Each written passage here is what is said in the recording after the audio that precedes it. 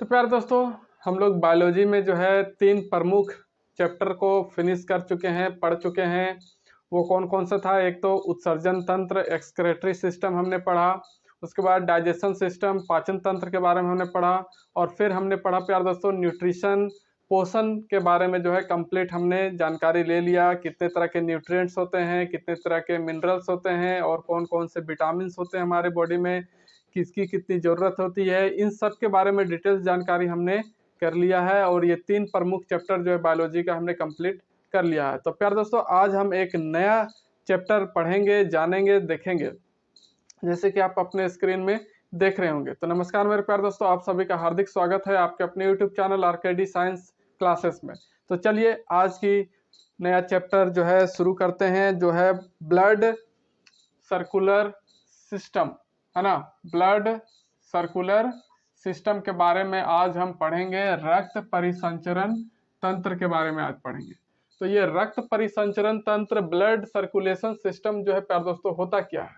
It is also called cardiovascular system because conducted by heart, है ना।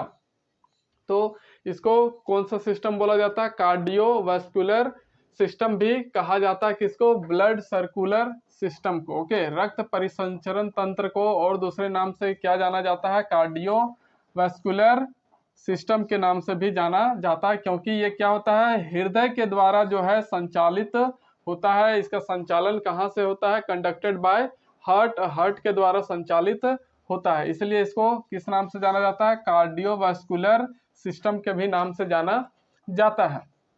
तो अगर बात करें ये ब्लड सर्कुलर सिस्टम की, है ना, रक्त परिसंचरण तंत्र की, तो इसकी खोज किसने की थी? डिस्कवर किसने किया था? Who was discover the blood circular system? Okay, तो it was discovered by William Harvey. किसके द्वारा? विलियम हार्वे के द्वारा जो है इसकी खोज की गई थी, ब्लड सर्कुलर सिस्टम की। तो बात करें प्यार दोस्तों, ये जो ब्लड सर्कुलर सिस्टम है, BCS शॉर्ट फॉर्म, तो ये कितने टाइप का होता है? ये मेनली 2 टाइप्स का होता है। कौन कौन सा? एक तो ओपन सिस्टम, जिसको खुला तंत्र बोलते हैं, और एक होता है क्लोज सिस्टम, बंद तंत्र। तो पहले बात करते हैं प्यार दोस्तों किसकी? ओपन सिस्टम की, खुला तंत्र की। तो ये क्या होता है कि इसमें it has blood vessel not found, है ना। इसमें जो है रक्त वाहिकाएं जो है प्यारे दोस्तों पाई नहीं जाती। इसमें वो रक्त वाही प्रेजेंट नहीं होता है, रक्त वाहिकाएं। और इसमें जो ब्लड होता है प्यारे दोस्तों, इसमें जो रक्त होता है डायरेक्ट कांटेक्ट टू टिश्यू, है ना। रक्त जो है सीधा संपर्क बनाता है किसके साथ? ऊतकों के साथ, है ना। रक्त ऊतकों के संपर्क में होता है या फिर जुड़ा रहता है। और ये किस टाइप के क्रिएचर्स में, किस टाइप के जीवों में जो है पाया जाता है? तो फाउंड इन तितली, मकड़ी, मच्छर और मक्खी, है ना। Butterfly, spider, mosquito and house fly. और आप कह सकते हैं इन ऑल इंसेक्ट्स। तो सभी तरह के जो कीड़े मकोड़े होते हैं उनमें इस तरह का ओपन सिस्टम जो है ब्लड सर्कुलर सिस्टम का जो है पाया जाता है। अब बात करें क्लोज सिस्टम की, बंद निकाय या फिर बंद तंत्र की, तो इसमें क्या होता है? Blood flow in blood vessels, जो रक्त होता है, जो खून होता है प्यार दोस्तों। और ये गया हमारा लाइन।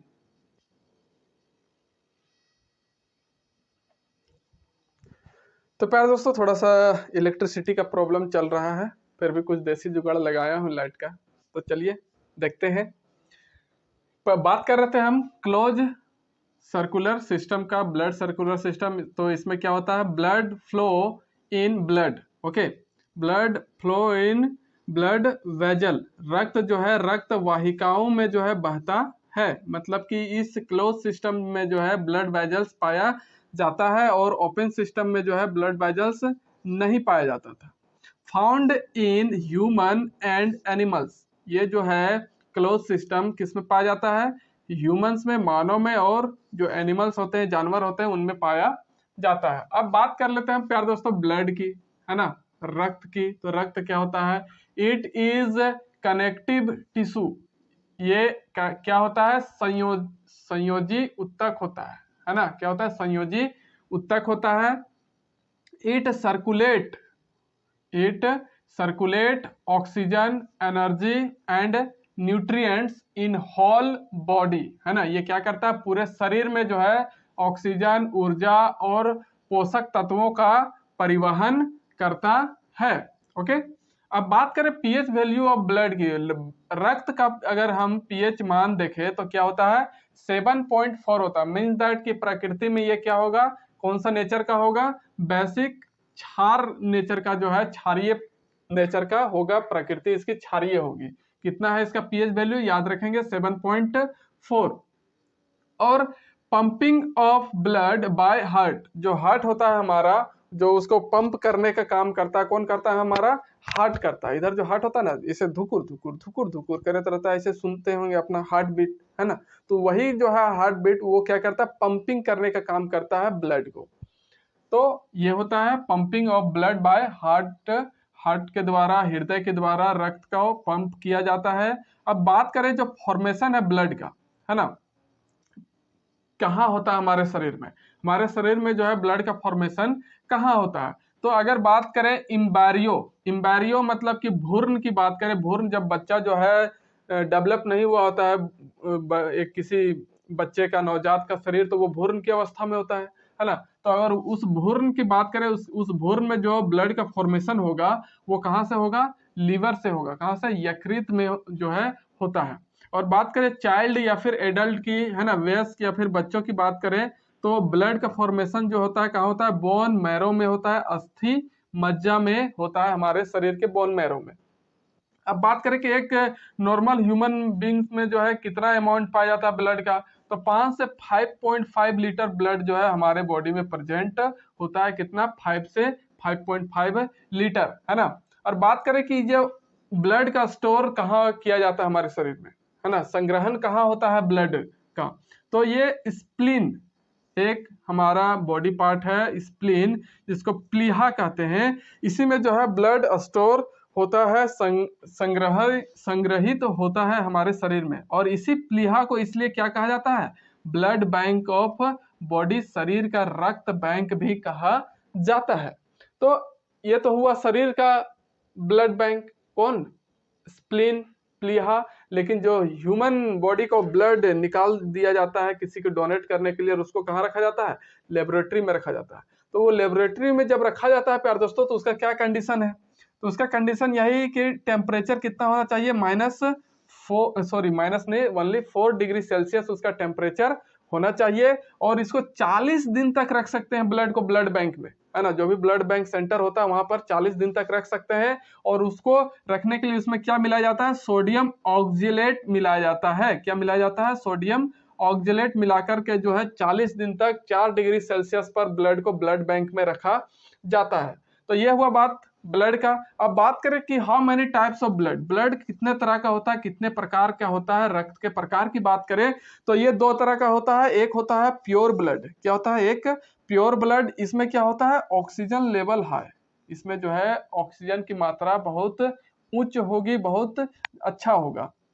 और इसका कलर कैसा होगा, रेड होगा, है ना। और प्योर ब्लड को ही क्या कहा जाता है, it is also called oxygenated blood, ऑक्सीकृत रक्त भी कहा जाता है प्योर ब्लड को। अगर दूसरे ब्लड की बात करें, मतलब कि इम्प्योर ब्लड की, है ना, 2 तरह का ब्लड की बात हमने कहा यहाँ पर, कि एक होता है प्योर ब्लड और एक होता है इम्प्योर ब्लड, जिसको बोलते हैं अशुद्ध रक्त। क्या कहते हैं, अशुद्ध रक्त कहते हैं। और इसमें क्या होता है, ऑक्सीजन लेवल लो होता है।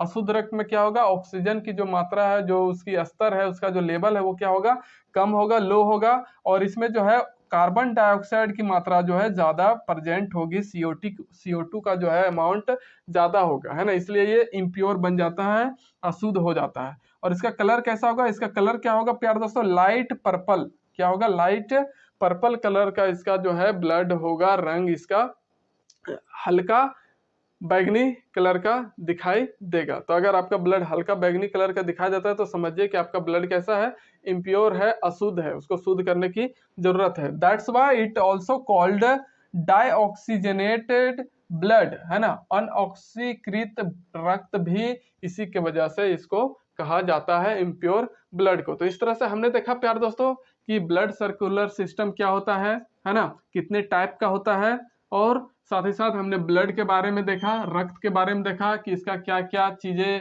हमें जानने के लिए जरूरी होता है, कि मतलब कि इसमें क्या काम होता है ना, इसका पीएच वैल्यू क्या होता है, पंपिंग कौन करता है, फॉर्मेशन कैसे होता है, कहाँ होता है ना, इसका अमाउंट कितना होता है एक नॉर्मल ह्यूमन बॉडी में, स्टोर कहाँ होता है ना, प्लीहा क्या है, प्लीहा को क्यों ब्लड बैंक कहा जाता है, ये सारी चीजें हमने देखा। और साथ ही साथ ब्लड को जो है लेबोरेटरी में जो रखा जाता है लैब में, ब्लड बैंक में, वो कितने दिन तक रख सकते हैं, कितने डिग्री सेल्सियस पर रख सकते हैं, और साथ ही साथ क्या चीज मिला करके रखते हैं, सोडियम ऑक्सीलेट मिला करके रखते हैं। और हमने देखा साथ ही साथ कि रक्त का जो है कितना प्रकार होता है, 2 प्रकार होता है, एक तो प्योर ब्लड और एक इम्प्योर ब्लड। तो प्यार दोस्तों इसी तरह से चैनल में अंतिम समय तक बने रहिए, जरूर देखते रहिए, साइंस का मजेदार क्लास आपका ऐसा ही चलता रहेगा।